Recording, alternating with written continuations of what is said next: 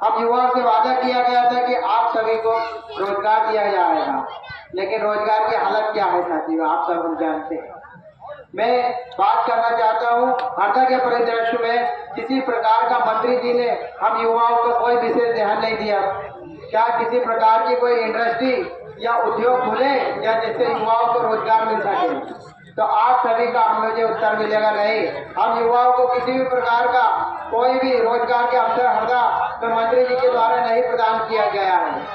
इसके बाद मैं बात करूंगा शिक्षा की, कि हम युवाओं को शिक्षा के लिए कोई अवसर मिले तो हमें उत्तर मिलेगा मंत्री द्वारा किसी भी प्रकार की शिक्षा के लिए कोई व्यवस्था नहीं की गई। क्या हमारे लिए कोई कॉलेज खुले? ना कृषि मंत्री है, ना कोई कृषि कॉलेज है, ना लॉ कॉलेज है, ना मेडिकल कॉलेज है, ना किसी भी प्रकार की शिक्षा की कोई महत्वपूर्ण व्यवस्था हरदा में नहीं की गई है साथियों। क्योंकि इनको मालूम है कि अगर हम इनको शिक्षा दे देंगे तो ये हमसे सवाल पूछेंगे, इसीलिए हम लोगों के और हमारे बच्चों के लिए शिक्षा नहीं दी जा रही है साथियों। और जिस प्रकार से ये भारतीय जनता पार्टी देश के संस्थान, चाहे एयरपोर्ट हो या एम्स हो या अन्य संस्थान हो, जिस प्रकार से बेच रहे हैं, वो सिर्फ हमारे संस्थान ही नहीं बेच रहे हैं, हमारा और आपके युवाओं का, आपके बच्चों का भविष्य बेच रहे हैं साथियों। इसलिए मैं कहना चाहूंगा कि इस गूंगी बहरी निकम्मी सरकार को हमें वक्त आ गया है उखाड़ फेंकने का।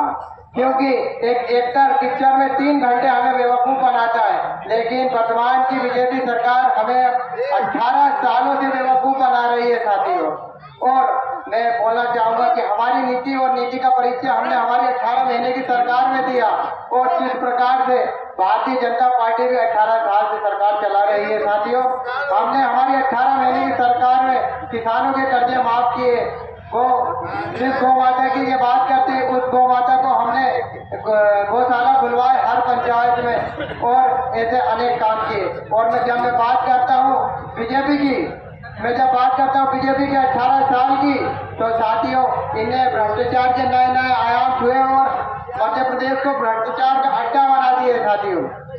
क्योंकि वर्तमान में हुई पटवारी भर्ती घोटाले में हम युवाओं का भविष्य अंधकार में लाके खड़ा कर दिया साथियों। और जिस प्रकार से महिलाओं पे अत्याचार हो रहे हैं, यह भी कोई आप सबसे छुपी कोई बात नहीं है। युवाओं पे अत्याचार हो रहे हैं और दलित वर्ग पे जिस प्रकार से अत्याचार हो रहे हैं, ये कोई भी नई बात नहीं है। बीजेपी ने दलितों पर अत्याचार करने में पराकाष्ठा को लांघ दिया है साथियों। और मैं यही कहना चाहूंगा, इस चुनाव में भी हमारे नेता कमलनाथ जी ने 101 वादे किए हैं और 11 गारंटी दी है आप सभी को। पहली गारंटी है जिस महिलाओं को खाते में 1500 रुपए सरकार बनने के साथ से ही आएंगे साथियों। गैस सिलेंडर मात्र 500 रुपए में मिलेगा आपको। फिर उसके बाद बिजली का बिल जो 100 यूनिट तक है वो माफ होगा और 200 यूनिट तक हाफ रहेगा साथियों। और यहाँ पे बहुत सारे शासकीय कर्मचारी भी है, पुरानी जो योजना है स्कीम है पेंशन की, वो भी लागू जल्द से जल्द की जाएगी साथियों। तो मैं आप सभी से यही कहना चाहूंगा कि आपने हमारे प्रत्याशी श्री R.K. दोंगे जी का भी कार्यकाल देखा है और मंत्री जी का भी कार्यकाल देखा। मंत्री जी के कार्यकाल में भ्रष्टाचार के हरदा नए नए आयाम छू रहा है। जिस प्रकार से भय और भ्रष्टाचार का मामला मंत्री जी के राज में, गुंडा राज में है हरदा में, उस सब के खिलाफ आप सभी को वोट करना है। इस चुनाव में आप सभी को कांग्रेस के पक्ष में वोट करना है और हरदा को भय और भ्रष्टाचार मुक्त बनाना है। बहुत बहुत धन्यवाद साथियों।